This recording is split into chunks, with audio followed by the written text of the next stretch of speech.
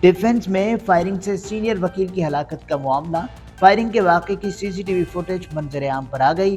Footage میں ملزم کو فائرنگ کے بعد فرار ہوتے دیکھا جا سکتا ہے۔ پولیس نے سی سی ٹی وی کی مدد سے ملزم کی تلاش شروع کر دی ہے۔ ملزم نے نیلے رنگ کی شلوار قمیض پہن رکھی تھی۔ ملزم کی شناخت عمران آفریدی کے نام سے ہو گئی ہے۔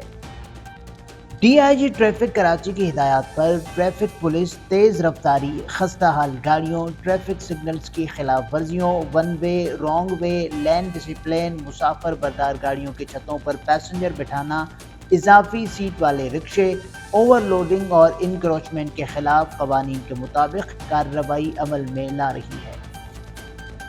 ملیر سٹی پولیس نے خود کو سیکیورٹی اہلکار ظاہر کر کے شہریوں سے وارداتیں کرنے والا ملزم گرفتار کر لیا۔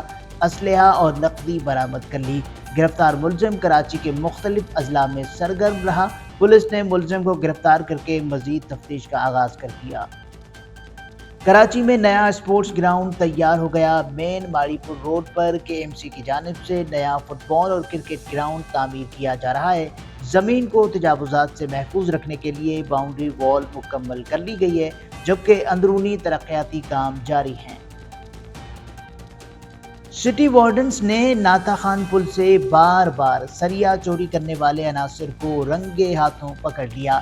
ڈپٹی ڈائریکٹر سٹی وارڈنز سائم عمران خان کی نگرانی میں خصوصی ٹیم نے خفیہ اطلاع پر کامیاب چھاپہ مار کارروائی کی۔ میئر کراچی بیرسٹر مرتضی واہب کی ہدایت پر شہر کے انفراسٹرکچر کو نقصان پہنچانے والوں کے خلاف زیرو ٹالرنس کی پالیسی پر سختی سے عمل درآمد کیا جا رہا ہے۔